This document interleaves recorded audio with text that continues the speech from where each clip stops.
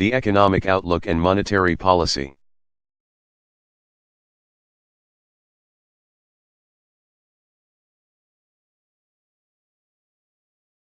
Philip Lowe, Governor, Address to the Economic Society of Australia, Brisbane, May 21, 2019.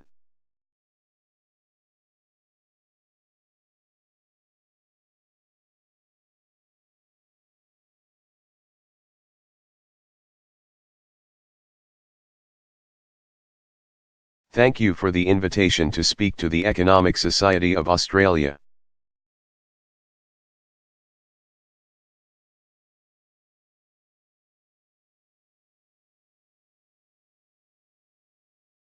I would like to begin by providing an update on recent developments in the global and Australian economies.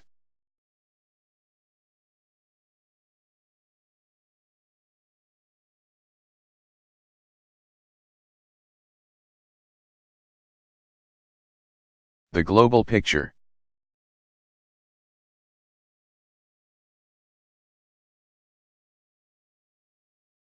Up until around the middle of last year, the global economy was growing quite briskly, Graph 1.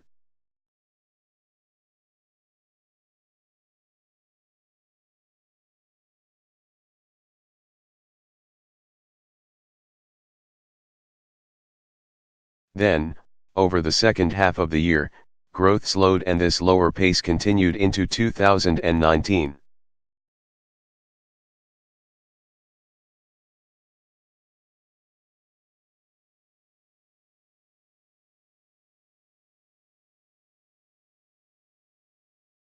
There are a few factors that help explain this slowing in the global economy.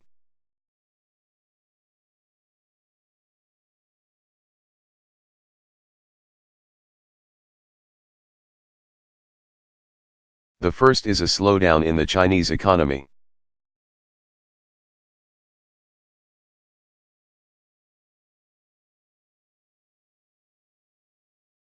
A second factor is a marked slowdown in international trade.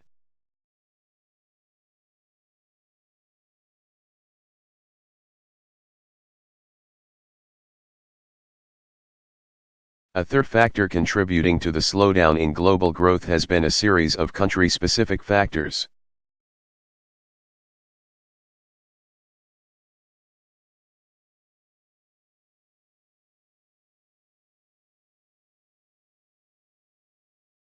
Including natural disasters in Japan.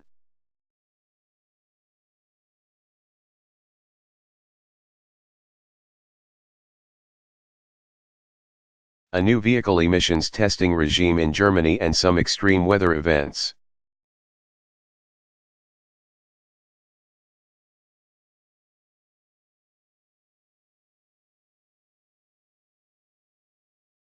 So, these are some of the key factors that have been at work.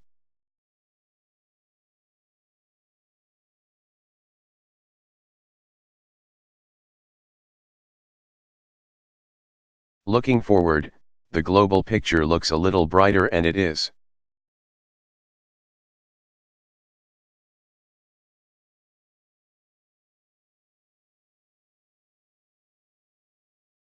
Reasonable to expect that growth will strengthen a little later in the year.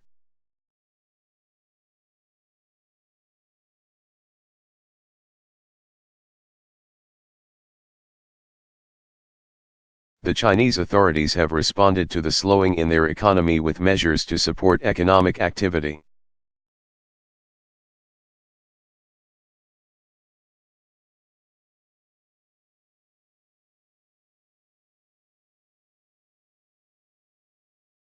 The big uncertainty remains trade policy.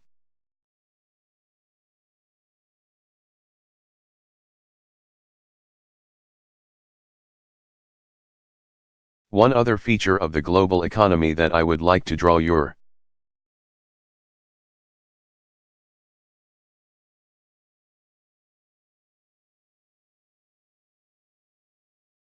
attention to is the coexistence of low unemployment and low inflation.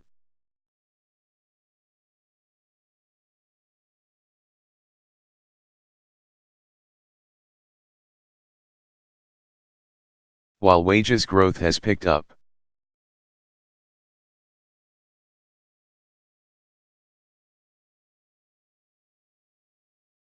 Inflation rates are mostly below 2% and below the central bank's targets, Graph 3.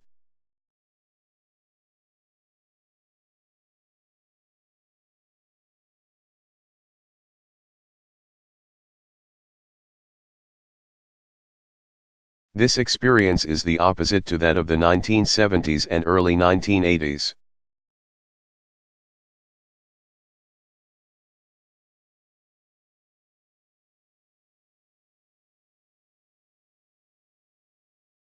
This is obviously a much better configuration.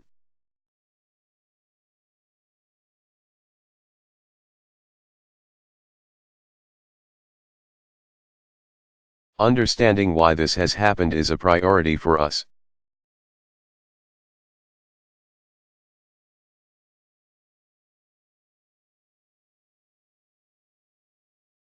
As we too in Australia are experiencing something similar.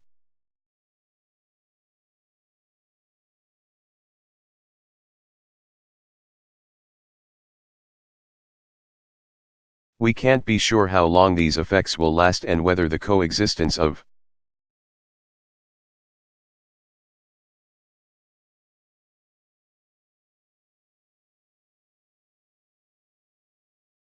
low inflation and low unemployment is temporary, or whether it is a new normal.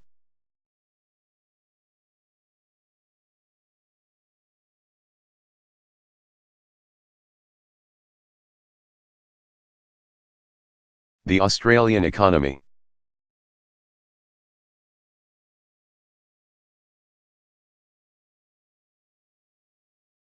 I would first like to provide an update on the Australian economy.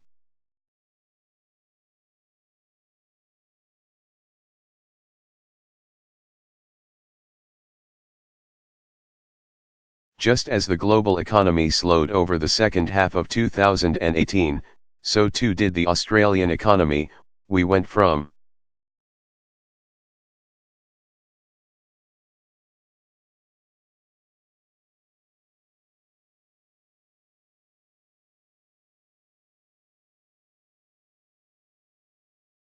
growing at an above-average pace in the first half of 2018 to a below-average pace in the second half, Graph 4.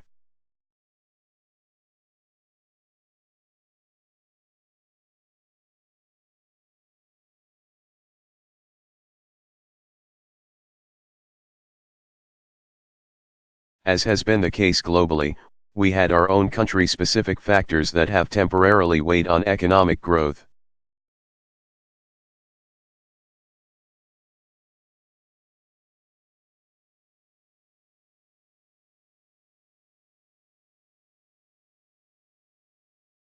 Including the drought and some disruptions to resource production and exports.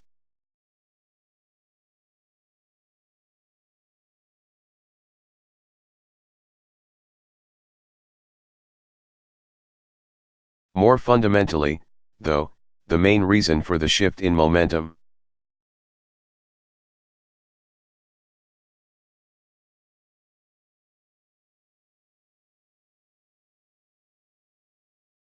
in the Australian economy is a slowdown in household consumption growth.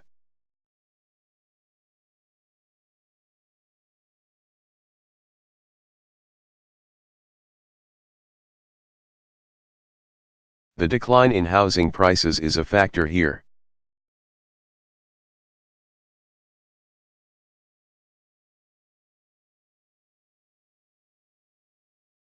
But the more important factor is the long period of weak growth in household income, Graph 5.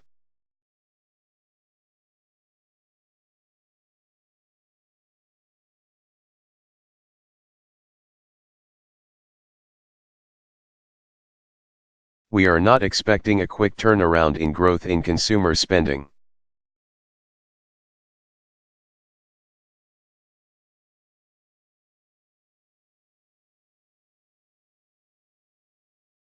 But we are expecting a gradual improvement.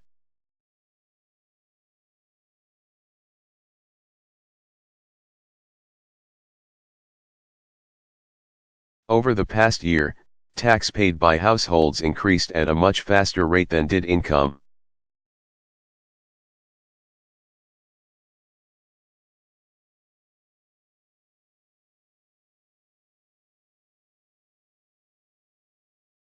Almost 10% compared with 3.14%, that is a big difference and it is unusual.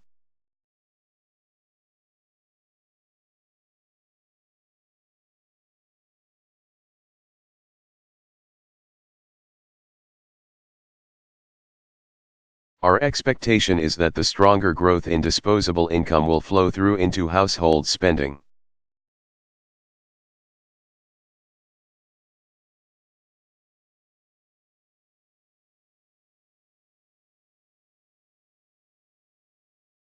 Although this will take some time.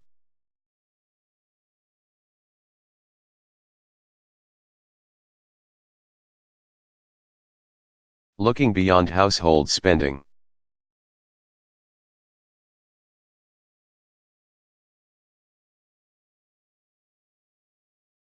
The outlook for the Australian economy is being supported by a number of other developments.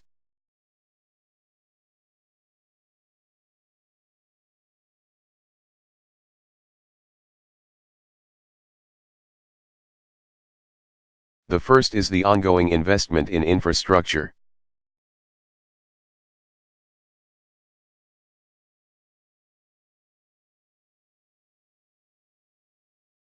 There is also strong growth in demand for a range of services.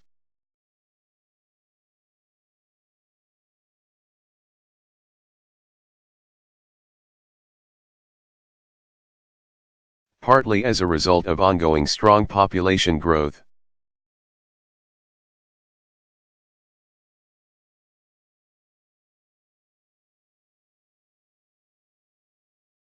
Another factor supporting growth is the recent lift in the terms of trade.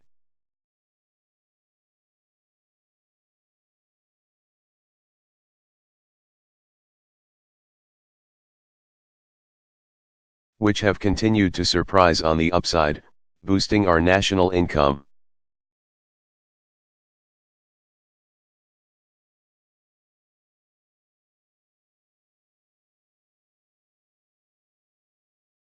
The outlook for investment in the resources sector has also improved.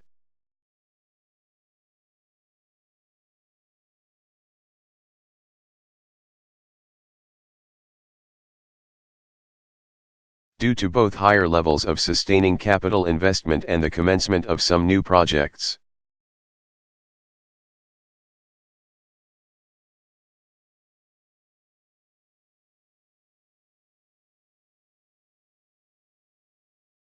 The disconnect between inflation and employment in the new normal.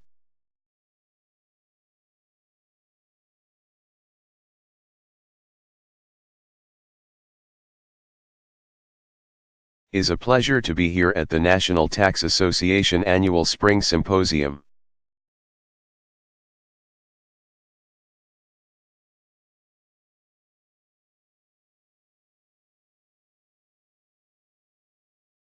Just as it may take the tax experts and practitioners here today some time to disentangle the longer term.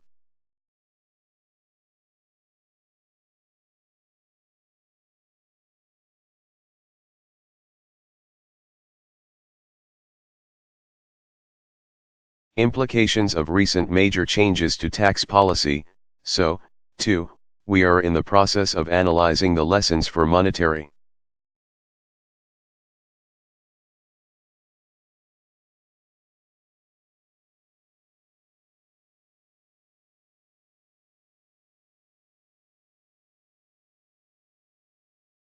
policy of apparent post-crisis changes in the relationships among employment, inflation,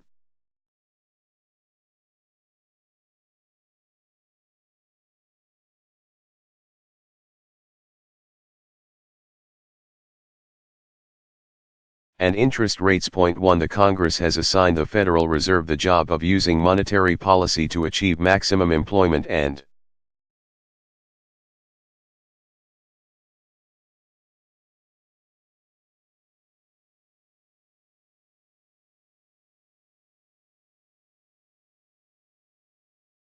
Price stability. Price stability means moderate and stable inflation, which the Federal Reserve has defined to be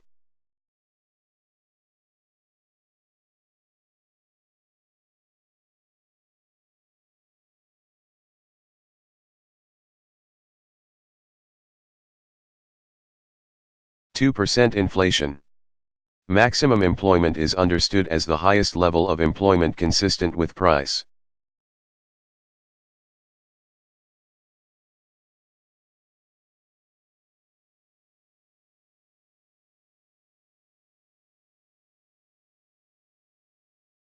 Stability. In the aftermath of the Great Recession, which had deep and persistent effects,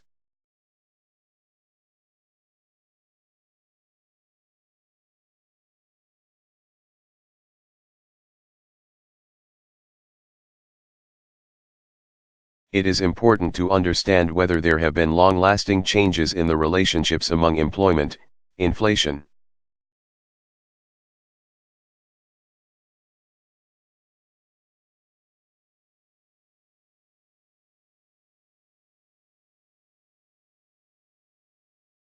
and interest rates in order to ensure our policy framework remains effective. Employment and inflation. This expansion will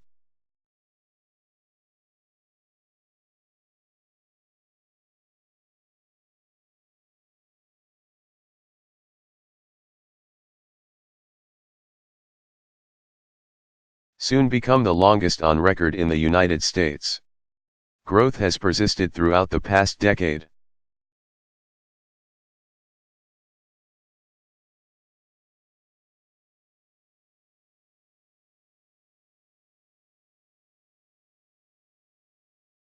Overcoming downdrafts from abroad and pullbacks in fiscal support earlier in the expansion and benefiting last year from a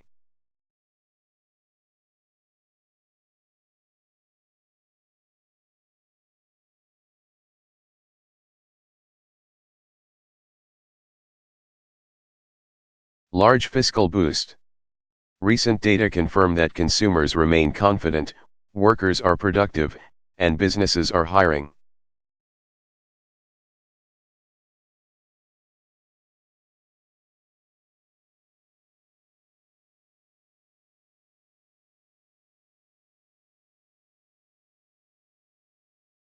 Although trade conflict is creating uncertainty, the job market is strong.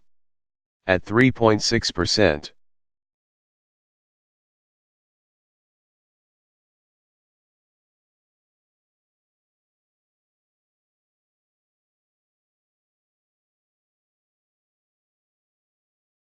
The unemployment rate is now lower than it was before the crisis. At 80%, the employment rate for workers in there.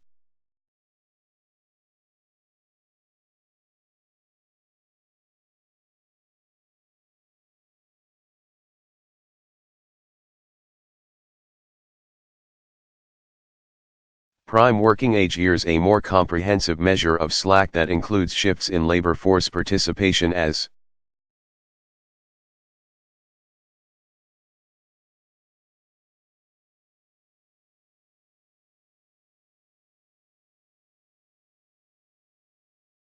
well as unemployment has recently risen close to its pre-crisis level. In contrast,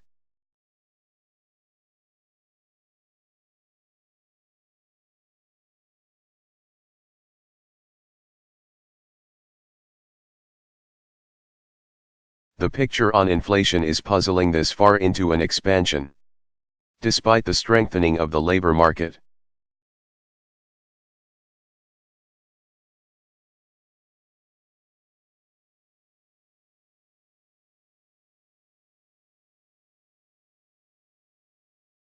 the measure of core inflation excluding volatile food and energy prices did not move up to 2% on a sustained basis until last year.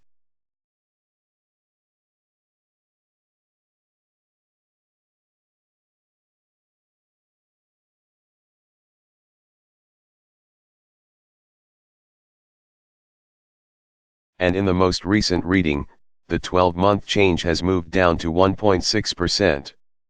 Other inflation measures paint a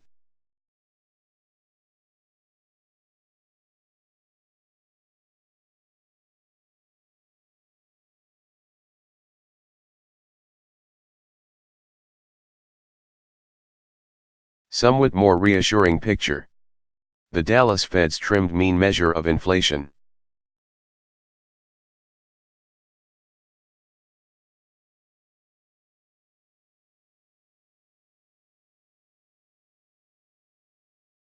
Which provides a different way to filter out idiosyncratic movements in various components of inflation, has increased 2% in the past 12 months.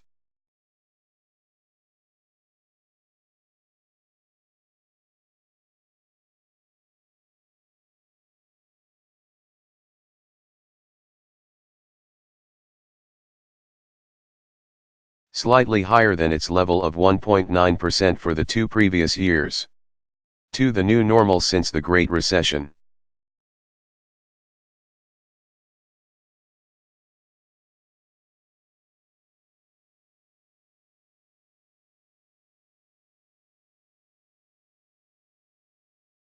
There have been several changes in macroeconomic relationships.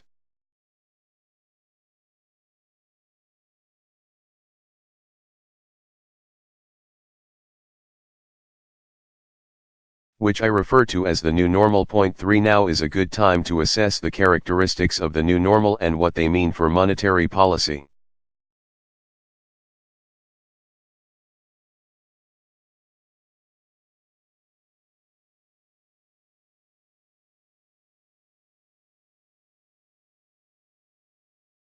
The emerging contours of today's new normal are defined by low sensitivity of inflation to changes in labor market slack.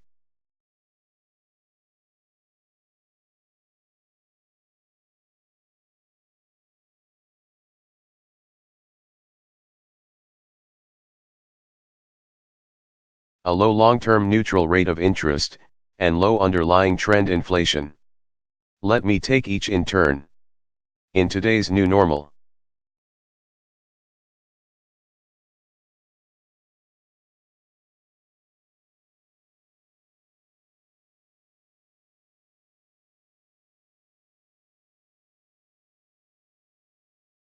Price inflation has not moved up consistently as the labor market has strengthened considerably.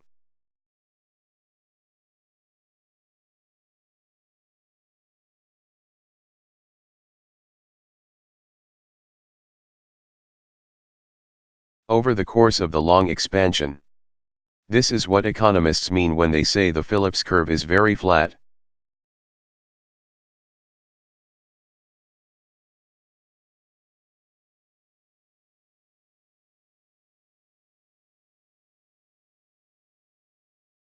The historical relationship between resource slack and price inflation appears to have broken down. Point 4. Although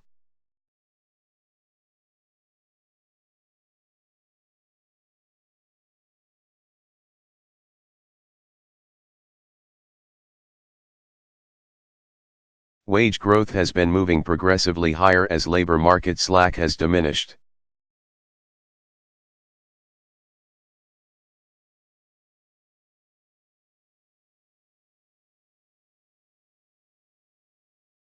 Broader price inflation has remained muted. Another important feature of today's new normal is that the long-run neutral interest rate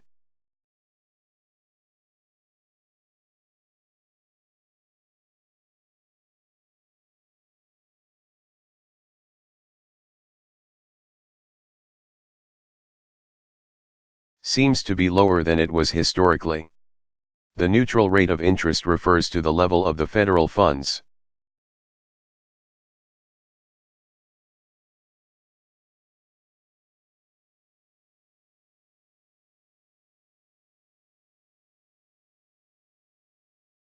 Rate that would maintain the economy at full employment and 2% inflation if no tailwinds or headwinds were.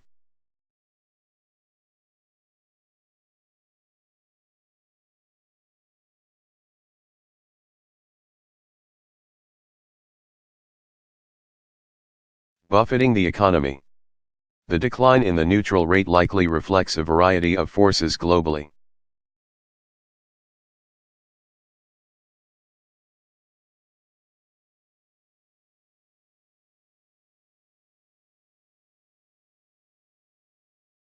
Such as the aging of the population in many large economies, some slowing in the rate of productivity growth.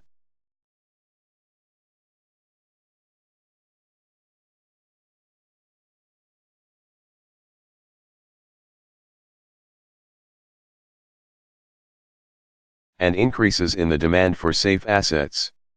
When one looks at the Federal Reserve's Summary of Economic Projections, SEP,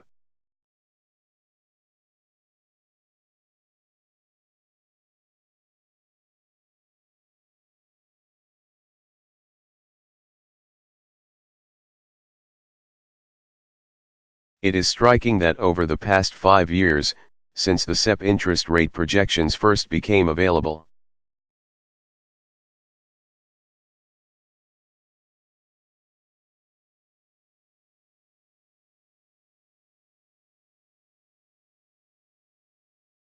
the median estimate of the long-run federal funds rate has declined 1.5 percentage points.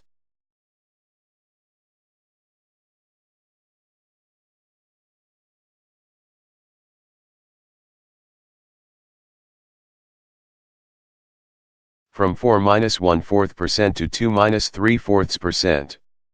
Going back further to the 2 decades before the crisis shows a similar decline in today's long run.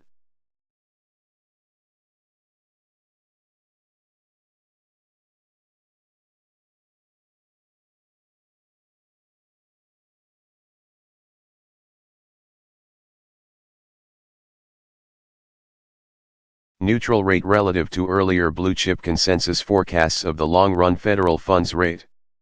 5/3.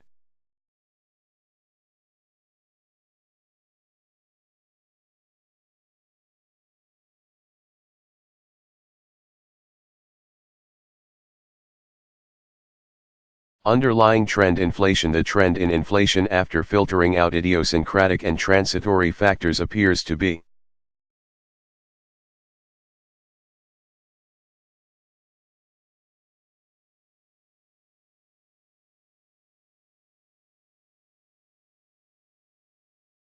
somewhat below the Federal Reserve's goal of 2%. This raises the risk that households and businesses could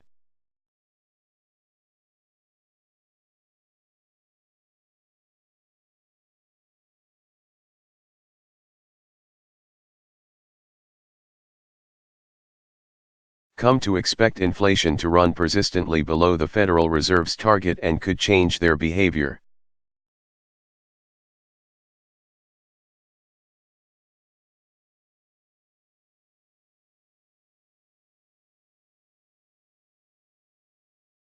In a way that reinforces that expectation. Expectations are an important determinant of actual inflation because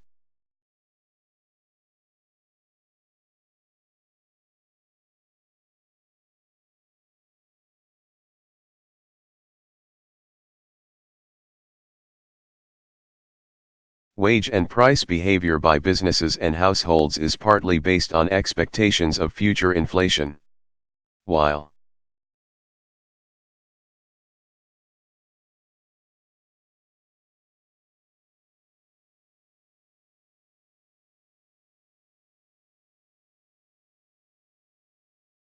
low inflation and low interest rates have many benefits, the new normal presents a challenge for the conventional approach to monetary policy.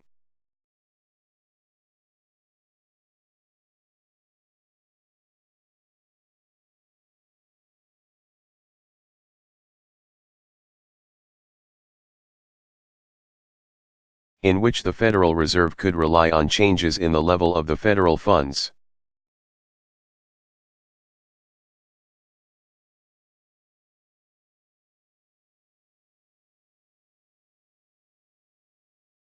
Rate to achieve its inflation and employment goals. In past recessions, the Federal Reserve has typically cut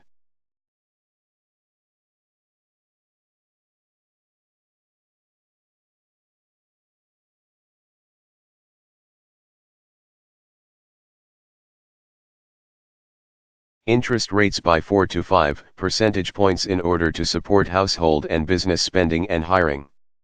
With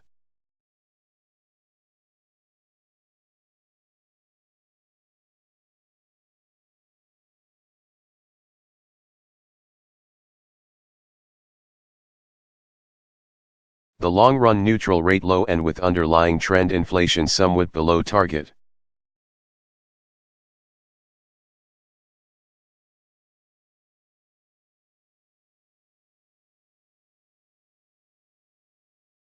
Nominal interest rates are likely to remain below those levels, which therefore leaves less room to cut rates as much as needed.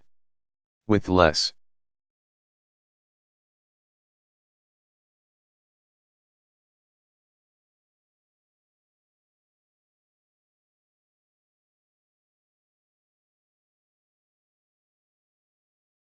room to ease financial conditions and support economic activity using our conventional policy tool.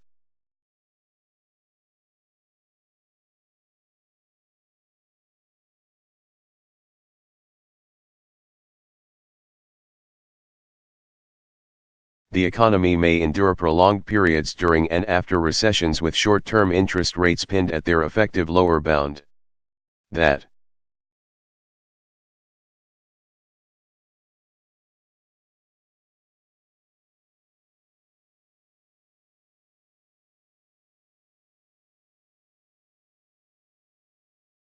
of course, was what happened following the financial crisis.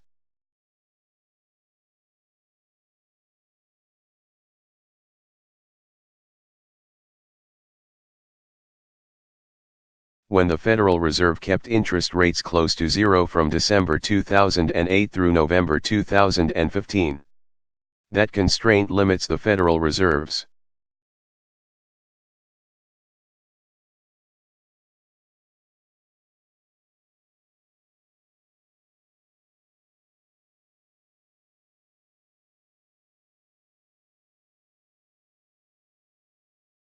ability to provide stimulus through its conventional tool and thus could tend to leave inflation lower than it would otherwise be.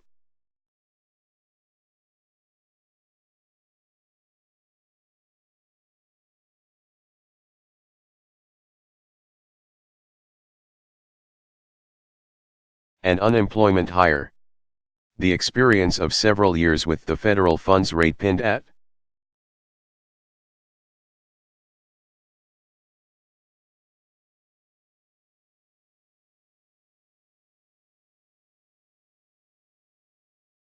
its effective lower bound and actual inflation below our target could weigh on expectations for future inflation.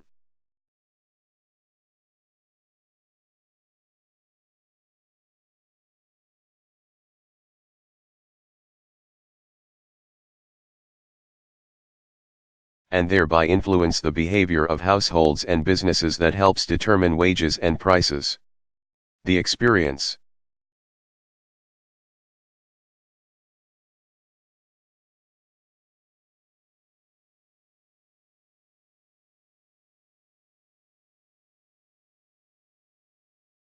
of a sustained period of low inflation could depress underlying trend inflation by feeding into lower inflation expectations.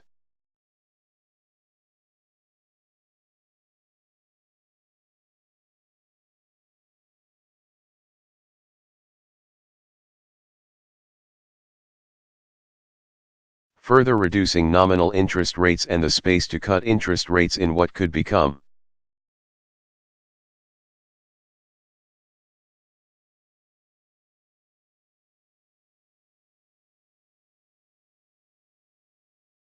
a downward spiral. 6 So we need to be especially careful to preserve as much of our conventional policy space as we can.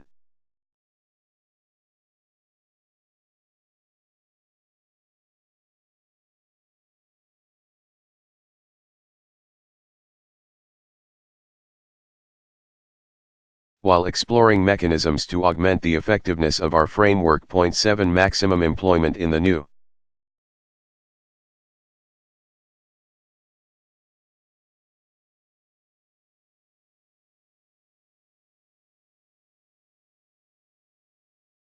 normal. The new normal has some important benefits. With subdued inflation,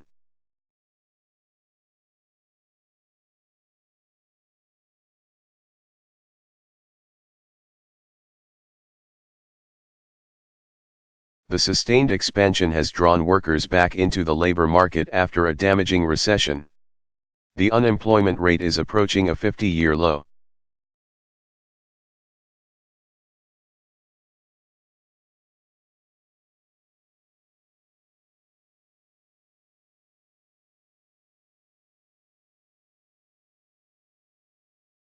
And the overall labor force participation rate has remained constant despite the long-term aging of the population.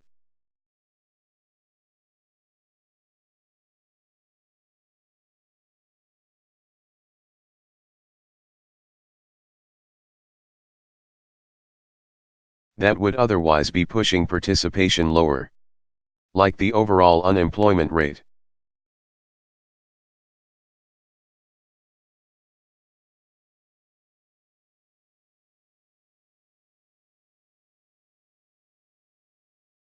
Broader measures of labor market slack are also lower than their pre-crisis levels. The Bureau of Labor Statistics U6 measure shows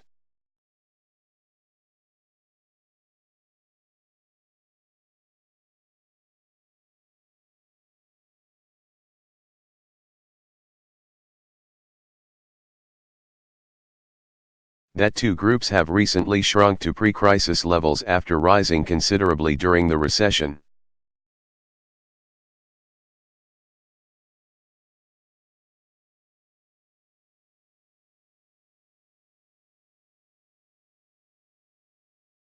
Those working part-time who would prefer full-time employment and people marginally attached to the labor force who have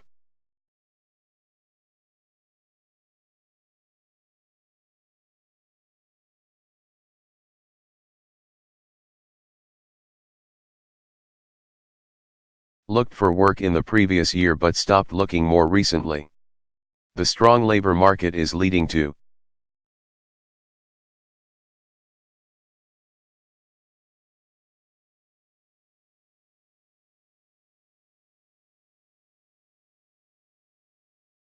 employment gains among workers with disabilities. Research suggests it may be helping to narrow some of the long-standing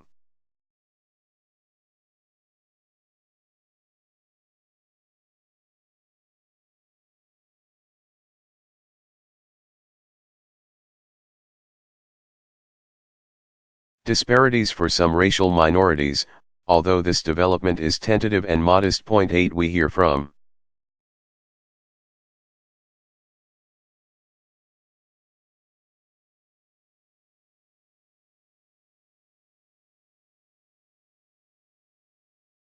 business contacts that they are now hiring workers they may not previously have considered.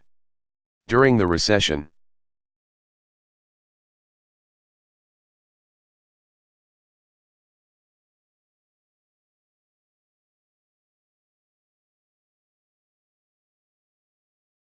the evidence suggests that many employers raised their requirements for many job categories. As labor markets have tightened,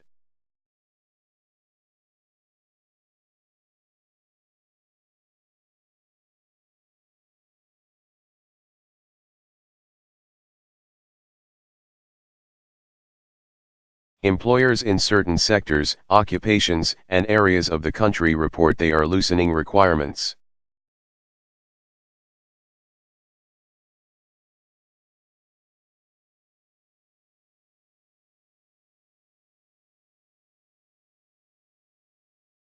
And investing more in training. That means today's economy is providing opportunities for workers who might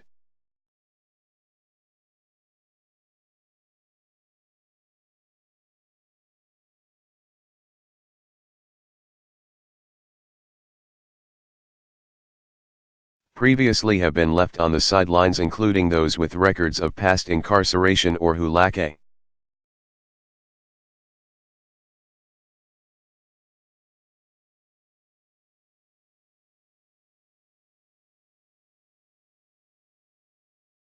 particular certification or degree. Given that the large majority of working-age households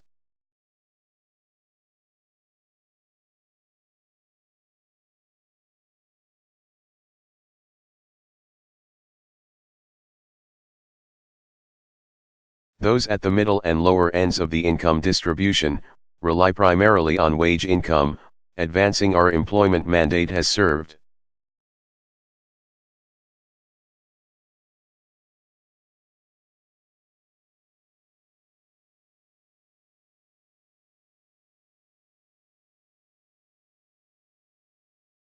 The country well. In today's new normal, with the low responsiveness of inflation to labor market tightness.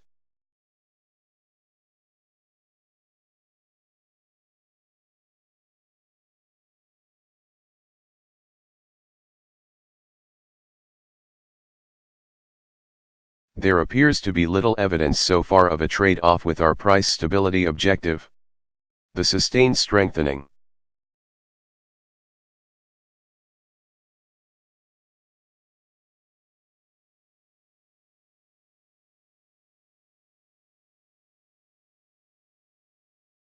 of the labor market also adds to the productive capacity of the economy by attracting people on the sidelines.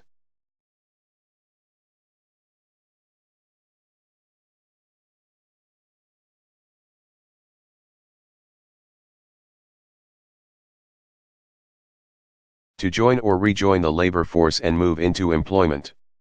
What about the risks?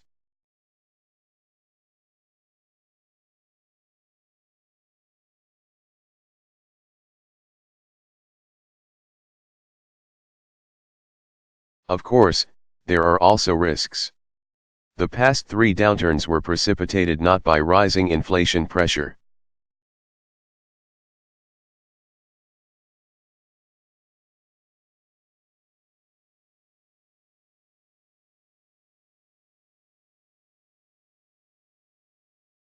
but rather by the buildup of financial imbalances, extended periods of above potential growth and low interest rates.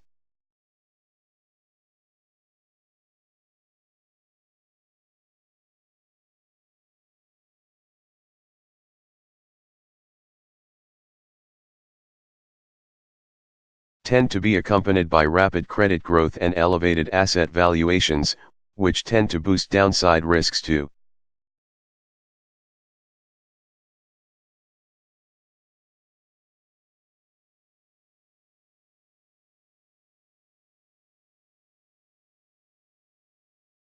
The economy 9. It is not hard to see why a high-pressure economy might be associated with elevated financial imbalances.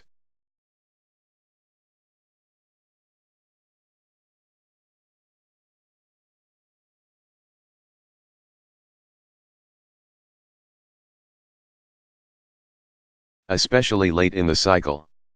As an expansion continues, the memory of the previous recession fades. Profits tend to rise.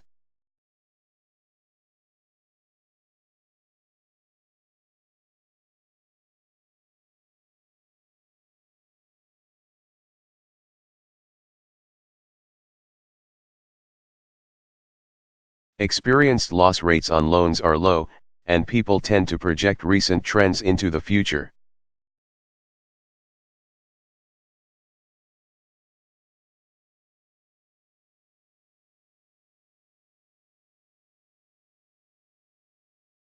Which leads financial market participants and borrowers to become overly optimistic. Risk appetite rises.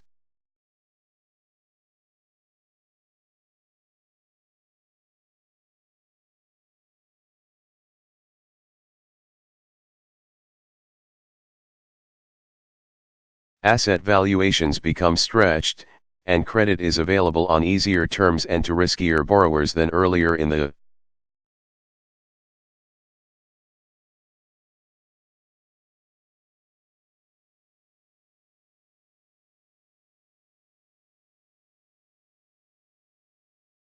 cycle when memories of losses were still fresh. Historically, when the Phillips curve was steeper.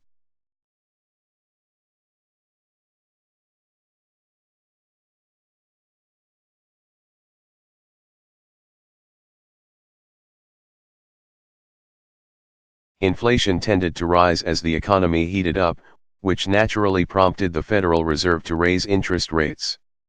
In turn,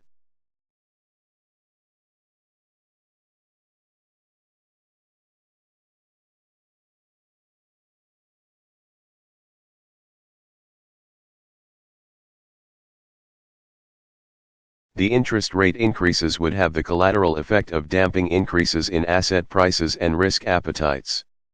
With a flat Phillips curve,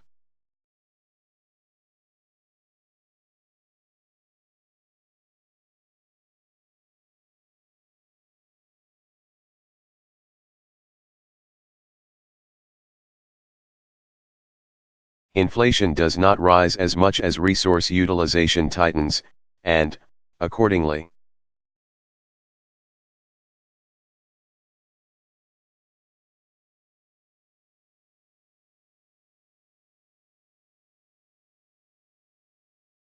provides less necessity for the Federal Reserve to raise rates to restrictive levels. At the same time,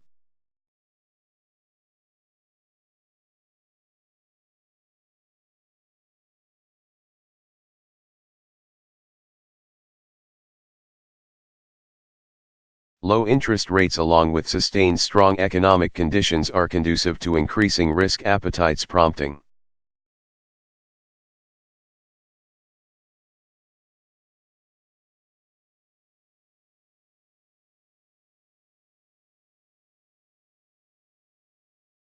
reach for yield behavior and boosting financial excesses late in an expansion, with the forces holding down interest rates likely to persist.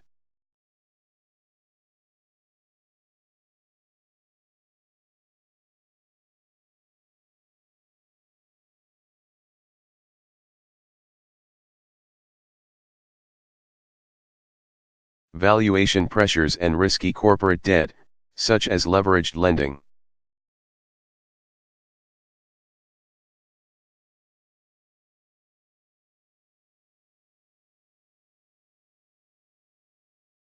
could well remain at elevated levels.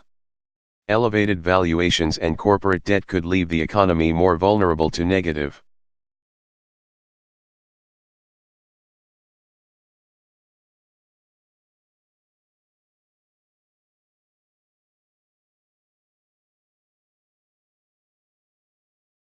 shocks. The market volatility in December is a reminder of how sensitive markets can be to downside surprises. A.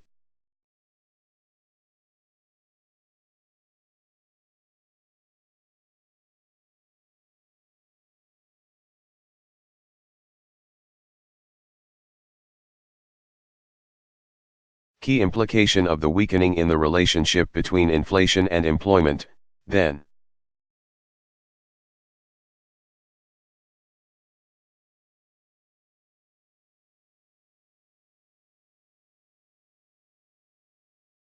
Is that we should not assume monetary policy will act to restrain the financial cycle as much as previously. As a consequence,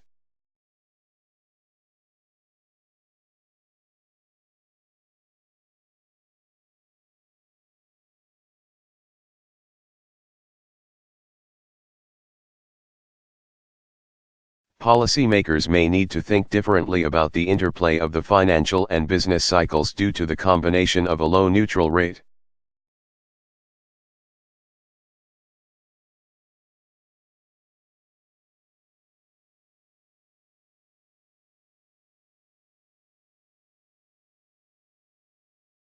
a flat Phillips curve, and low underlying inflation, with financial stability risks likely.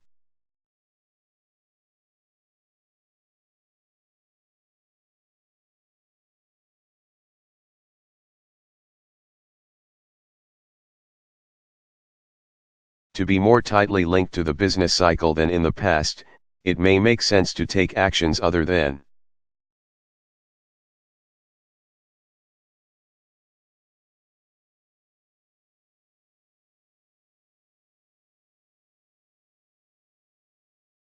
tightening monetary policy to temper the financial cycle, in order to enable monetary policy to focus on supporting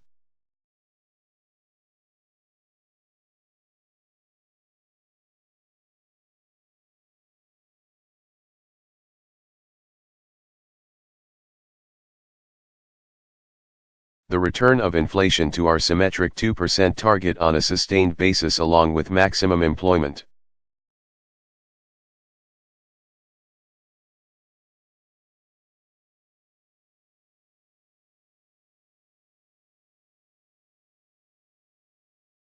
we should be looking to counter-cyclical tools to temper the financial cycle. One tool other central banks have been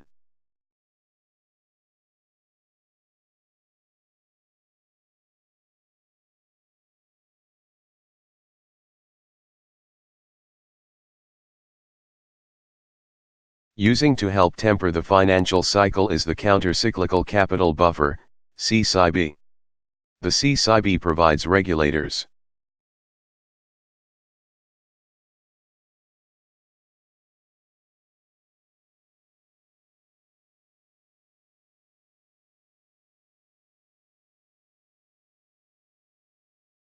with the authority to require large banks to build up an extra capital buffer as financial risks mount. Point 10. Although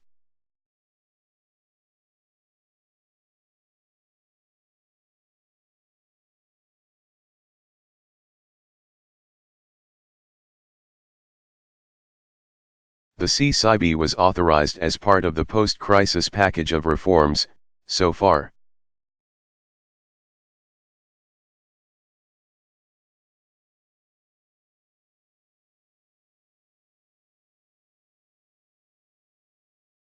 the Federal Reserve has chosen not to use it. Turning on the CCIB would build an extra layer of resilience and signal restraint.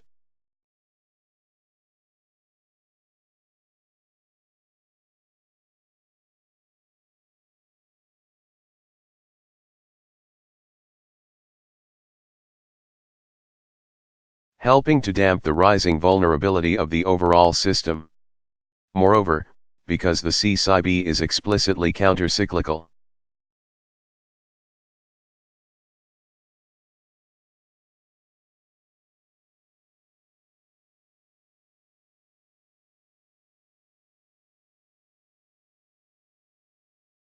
it is intended to be cut if the outlook deteriorates, boosting the ability of banks to make loans when extending credit is most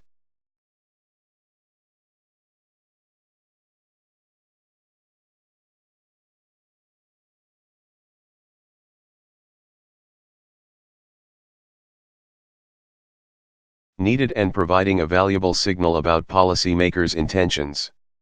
This feature proved to be valuable in the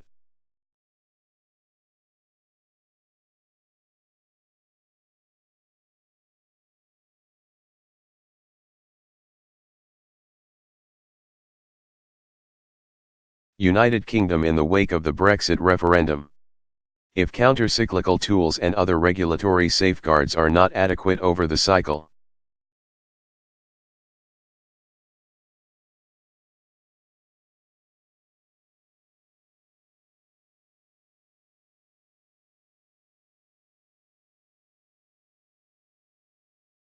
monetary policy will need to carry a greater burden in leaning against financial excesses. That would be unfortunate.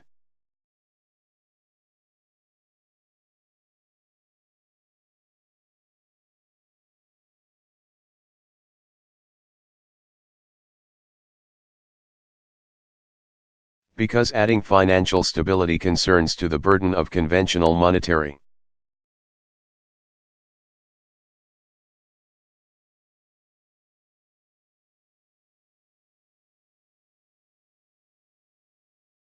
policy might undermine sustained achievement of our employment and inflation goals.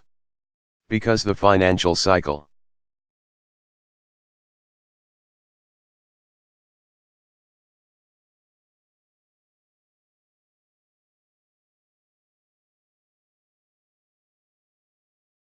is today likely to be tempered less than in the past by material increases in interest rates as the economy expands.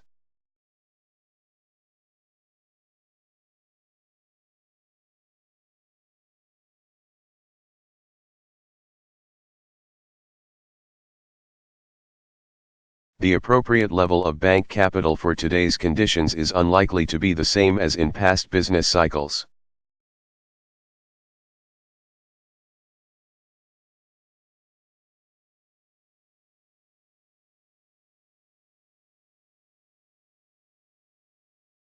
Because interest rates likely will do less than in past cycles, regulatory buffers will need to do more. As a consequence,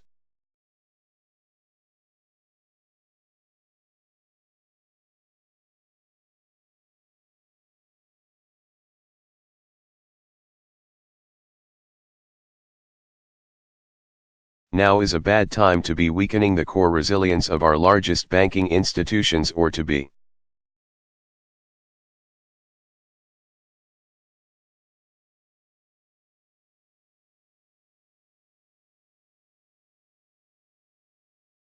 weakening oversight over the non-bank financial system. Instead, we should be safeguarding the capital and liquidity.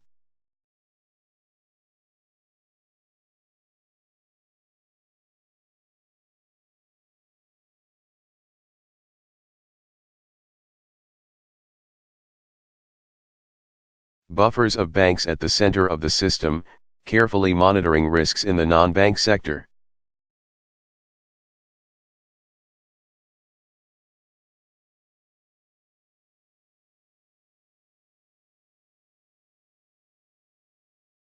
And making good use of the counter-cyclical tool that we have.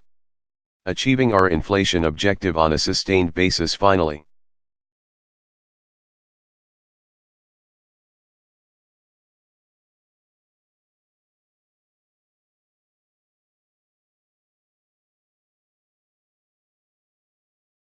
Let us turn to the apparent softness in underlying trend inflation. One hypothesis for the flat Phillips curve is that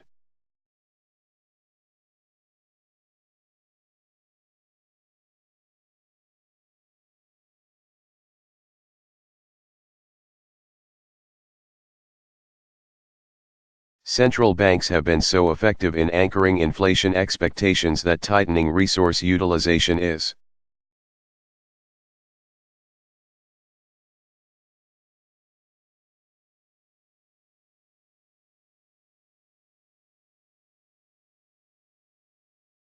no longer transmitted to price inflation. Point 11. Another possibility is that structural factors such as administrative changes to healthcare costs,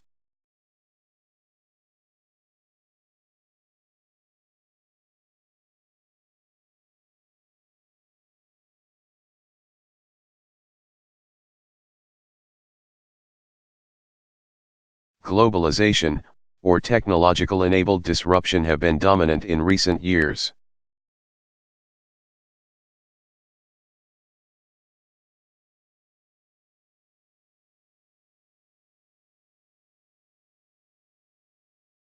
Masking the operation of cyclical forces. 12. Regardless, because inflation is ultimately a monetary phenomenon.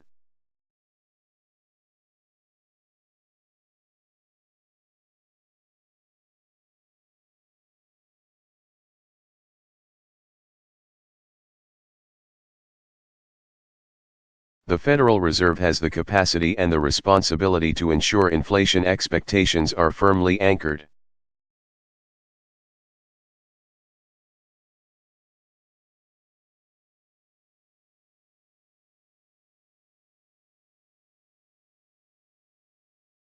At and not below our target. As I have argued in the past, the fact that inflation has been running somewhat below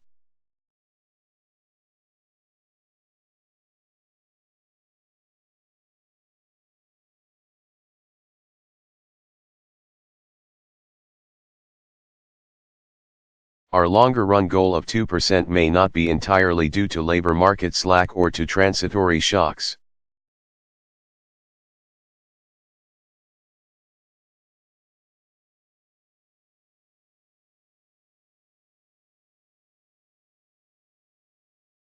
It also likely reflects some softening in inflation's underlying trend.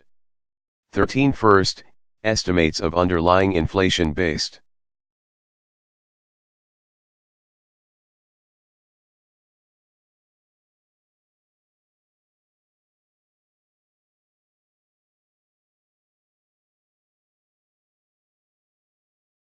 On statistical filters are lower than they were before the financial crisis and are currently below 2%. Second,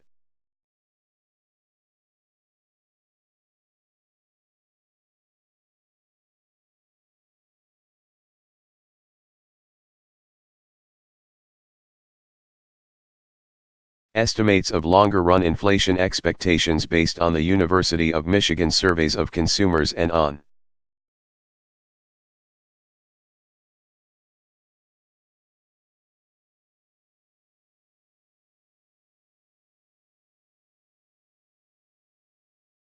Inflation compensation from financial market pricing are also running lower than before the financial crisis. 14 R.